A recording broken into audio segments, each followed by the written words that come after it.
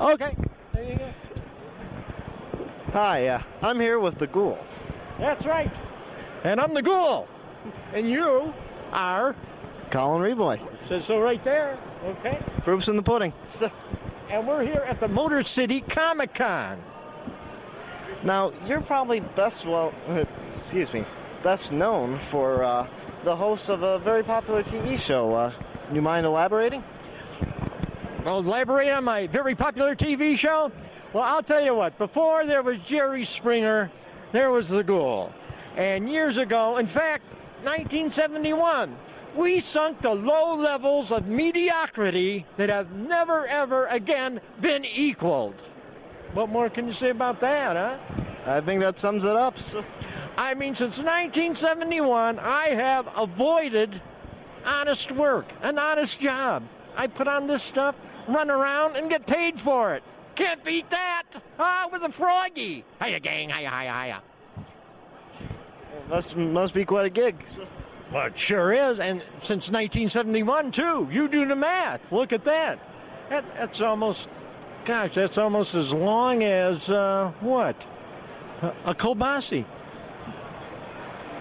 Oh, and speaking of kielbasa, a lot of people ask, Ghoul, just how do you get so crazy? How do you get to be sick and psychotic? My secret is, boys and girls, kielbasa. That's right. You don't eat them. Smoke a kielbasa every day. One entire... Oh, man. You smoke a kielbasa, that will take you... Now, listen to me now. It'll take you to places Steppenwolf never even imagined on his magic carpet ride. Now, the mark of a great performer is, and his grace is when things go wrong, you just keep going. Can you remember any times where that's been the case, or... Where I've kept going? Oh, yeah. Tell you one time, I put on a loincloth for the show and going to do the open as Tarzan Ghoul. My cameraman assured me that rope that I used as a swinging vine to come across the set was safe as can be. Don't worry about a thing. Camera starts rolling, and I go, hey, oh, I went swinging across, and, of course, the rope comes undone. It wasn't tied safely. And I just kept going into my set, crashing into the walls, and I had black and blue marks you won't believe.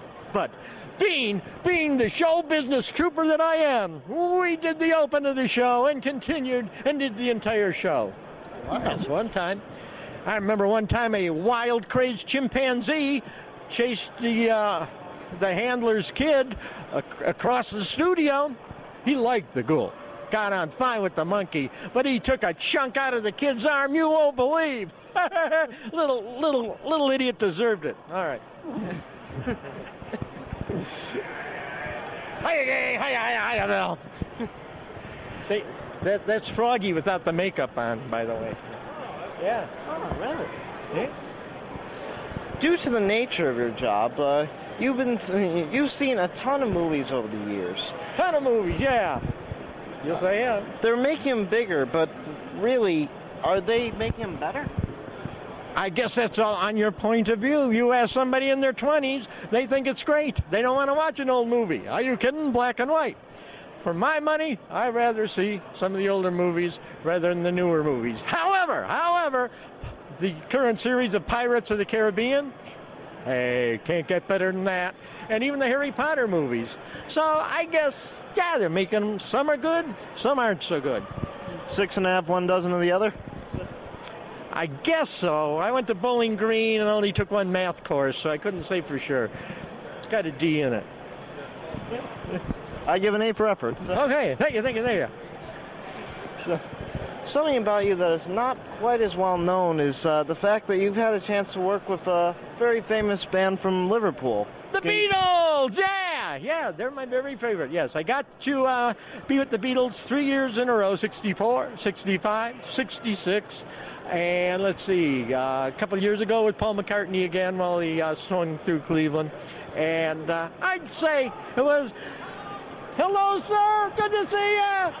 All right.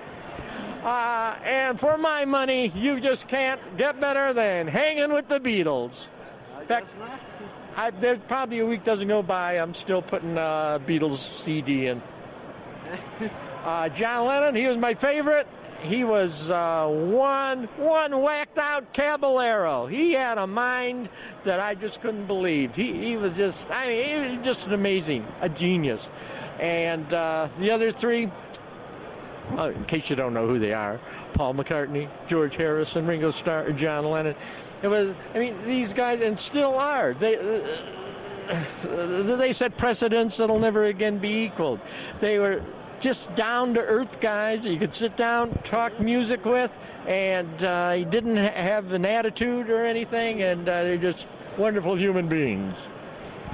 Well, thank you so much for taking the time. We really appreciate it, and good to know the background. So, I got to tell you that the pleasure has been all yours, okay, naturally, and I just want to tell you, you're not worthy. And for all you folks out there, I want you to remember to stay sick, turn blue, scratch glass, climb walls, and most importantly of all, read and heed, Colin, do it while you can, but don't get caught.